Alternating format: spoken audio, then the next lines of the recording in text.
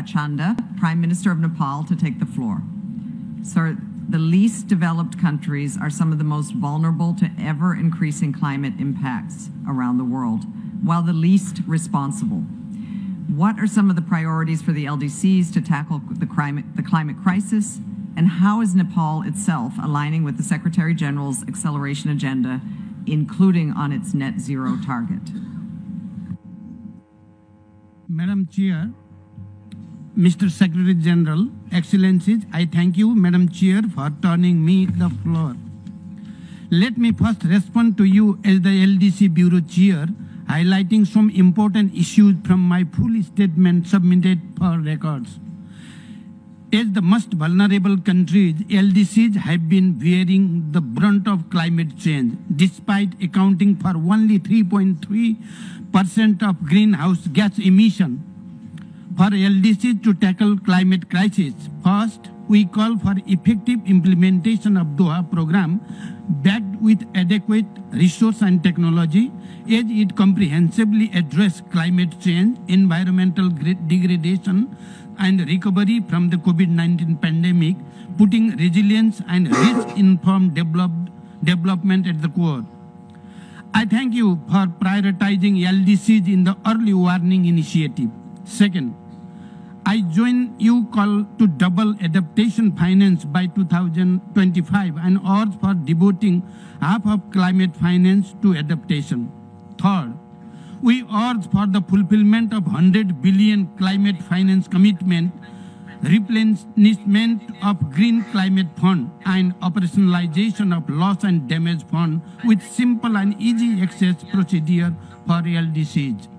Fourth, we commend your initiative and effort for a just transition, urging for enhanced support and investment to meet SDG 7 in LDC, as 48% their population lack access to electricity.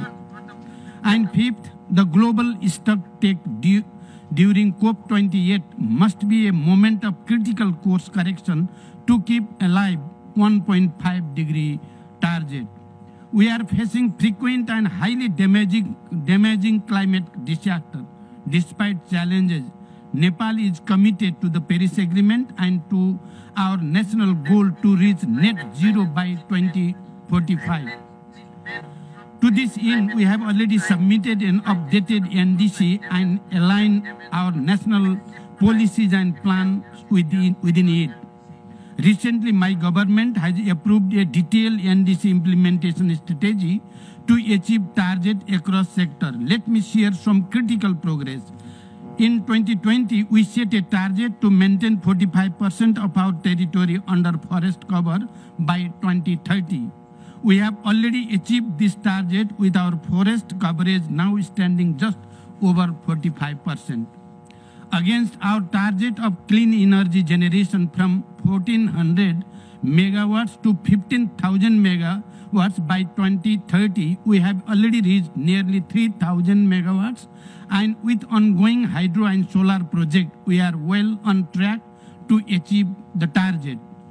Our efforts to promote electric vehicles are progressing well. Recently, we have added over 50 charging stations and we are installing additional 500 charging stations and shortly, mostly for public vehicles.